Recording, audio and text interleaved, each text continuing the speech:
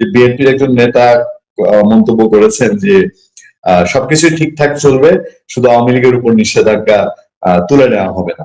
আওয়ামী লীগ আপনাদের দেশে আছে, আমরাও জানতে চাই, আমরাও বাংলাদেশের মানুষেরও এটা নিয়ে উৎসাহ উদ্দীপনা আছে। সবশেষ কি পরিস্থিতি? আওয়ামী লীগ হঠাৎ চুপ করে আছে, ঝিম মেরে আছে, কোনো আওয়াজ নেই, নতুন সরকার 1 মাস যাচ্ছে, কোন পথে এই বাংলাদেশ কেন্দ্রিক আওয়ামী লীগের নাড়াচাড়া একটু জানার আগ্রহ থেকে। না, এটা ঠিক কথাই। আমি যেটা বলতে পারি সেটা হচ্ছে যে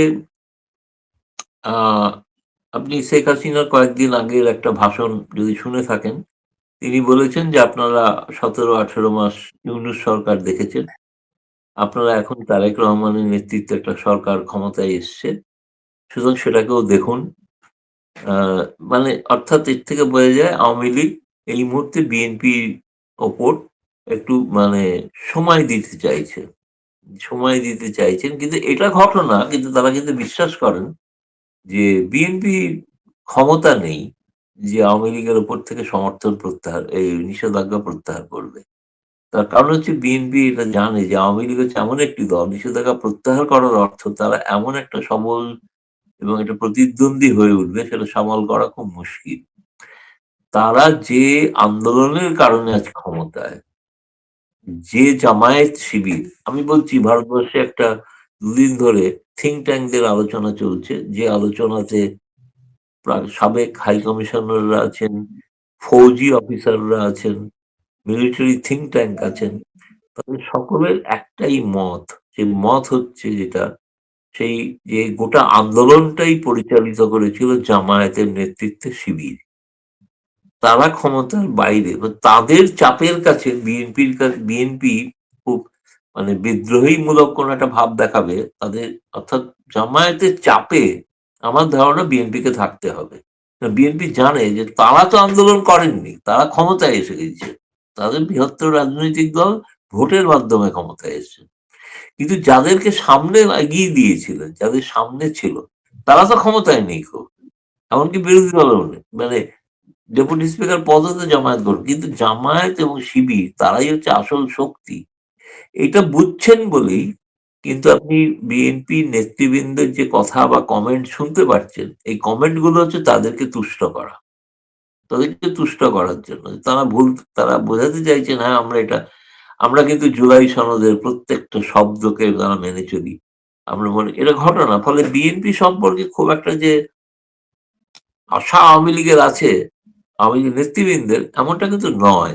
আওয়ামী লীগকে শেষ পর্যন্ত নামতেই হবে। কিন্তু বর্তমান পরিস্থিতিতে কিভাবে এত তাড়াতাড়ি তো নামার কোনো ব্যাপার নেই। কিভাবে নামবেন না নামবেন পরের ব্যাপার। কিন্তু যেটা আছে, যেটা ভরসা যেটা অনেকের ধারণা ছিল যে বোধহয় ধরুন তারেক রহমানকে তো আগে ব্যাখ্যা দিতে হবে সেই রয়টার্সকে। যাকে তিনি বলেছিলেন তিনি নিষিদ্ধ করায় বিশ্বাস করেন না।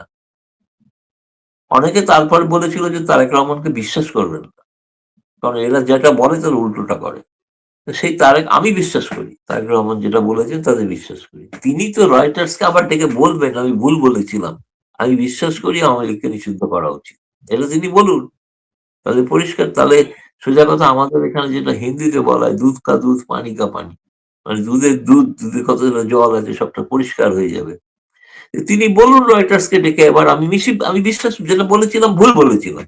এবং তিনি ক্ষমতায় থাকার জন্য এখন অন্যদের কথা শুনে তাকে ওই কথাগুলোকে প্রত্যাহার করতে হচ্ছে। তারই কথার প্রতিধ্বনি আপনি ওই তথাকথিত হোম মিনিস্টারের মুখে শুনেছেন বা আরো অনেকের কাছে কি শুনবেন। আমার মনে হয় এটা ভারতেও একটা দীর্ঘকাল ধরে একটা কারণ ভারতের মানুষ কিন্তু যত যাই বলুন ৮০% মানুষ কিন্তু আওয়ামী লীগকে পছন্দ করে এবং সেটা দর্শনগত কারণে, দার্শনিক। আওয়ামী লীগের ভুলভ্রান্তির দ্বারা আমি বলছি সেগুলোকে কোনো ভারত অস্বীকার করছে বা ভারতীয়রা অস্বীকার করছে তা নয়। ভুলভ্রান্তি তো সরকার চালানোর ক্ষেত্রে হয়েই থাকতেই পারে।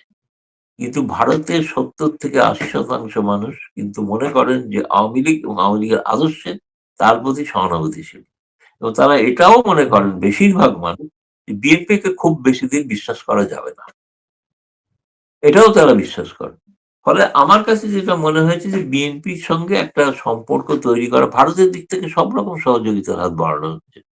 প্রধানমন্ত্রী বার্তা দিয়েছেন, স্বয়ং স্পিকার গিয়েছেন, পররাষ্ট্রমন্ত্রী গিয়েছেন, তারপরেও ধরুন প্রণয় বর্মা প্রত্যেকটি মন্ত্রীর সঙ্গে দেখা করেছেন, দেখা করে দ্বিপাক্ষিক সম্পর্ক উন্নয়নের কথা বলেছেন।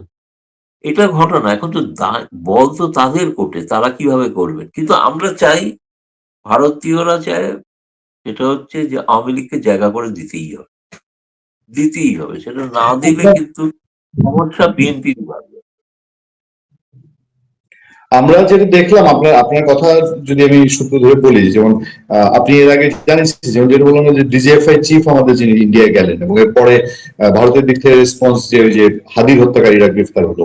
বাংলাদেশ এই যে ইউনূস আমলে হলে আমি জানি না যে এভাবে বন্ধুর কাছে চাওয়ারও তো একটা বন্ধুর জায়গা থাকতে হয়। তো ইউনূস আমলে যে সম্পর্ক ছিল, তেল চাওয়ার মতোই সম্পর্ক ছিল কিনা, ওই যে বলি যে তারা ঘাস খেয়ে থাকবে, তারপরে ভারতের কাছে হাত পাতবে না, দেখা যেত এই বক্তৃতা শুনতাম কিনা। এখন তো চুপ। এই যারা এতদিন ভারতের পিন্ডি চটকেছে তারা খুব চুপচাপ। আমি গতকালকে হর্ষবর্ধন সিংহার একটা বক্তব্য দেখলাম, তিনিও বলছেন যে সাবধানতার সাথে তারা বিএনপির সঙ্গে সম্পর্ক উন্নয়ন করতে চায়। তো আমার তো মনে হয় যে বাংলাদেশও রেসপন্স করছে। বাংলাদেশ রেসপন্স করছে দাদা, বাংলাদেশও তো ভারত এগিয়ে এসছে, বাংলাদেশও রেসপন্স করছে। এবং তারেক রহমান তার মন্ত্রী পরিষদ অন্তত ইউনূস সরকারের মতন খুব বড়াই করে ভারতের বিরুদ্ধে কেউ কিছু বলছে না, এবং প্রণয় বর্মাকে অ্যাকসেপ্ট করছে। আমি দাদা সবশেষ জানতে চাই যে এই যে দুই দেশের উচ্চ পর্যায়ের, আপনার মাধ্যমে আমরা জেনেছিলাম যে ডিজিএফ এর প্রধান গিয়েছিলেন, আরো কি এই ধরনের কোন স্টেপ আছে কিনা যে আহ অভ্যন্তরীণ যোগাযোগটা বাড়ানো, চ্যানেলগুলো বাড়ানোর জন্য, এবং আমাদের যে বিষয়গুলা, যেই কিছু জিনিস স্থগিত হয়েছিল ইউনূস সরকারের সময়, ভারত কিছু চুক্তি স্থগিত করেছিল, বাংলাদেশ কিছু করেছে তার পাল্টা ব্যবস্থা, এইগুলো কি পুনর্জাগরণ হবে কিনা, রেল যোগাযোগ যেটা ইন্ডিয়ার সঙ্গে ছিল সেগুলো চালু হবে কিনা, এই সংক্রান্ত আমি একটু না, শুধু আপনার কাছে আপডেট জানতে চাই।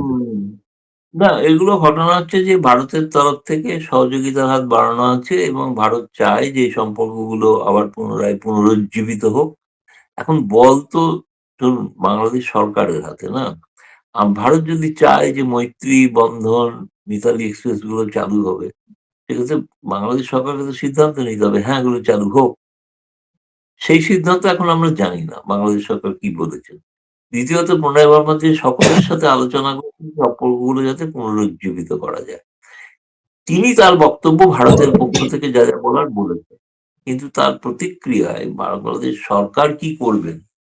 বাংলাদেশ সরকারের সামনে এখন আমার মনে হয়েছে আরো কিছুদিন আমাদের ভারতীয়দের অপেক্ষা করতে হবে। এই কারণেই যে আপনি যেগুলো বলছেন এগুলো এক কথায় হওয়া সম্ভব নয়। এখন আগামীকাল থেকে সংসদের অধিবেশন শুরু হবে।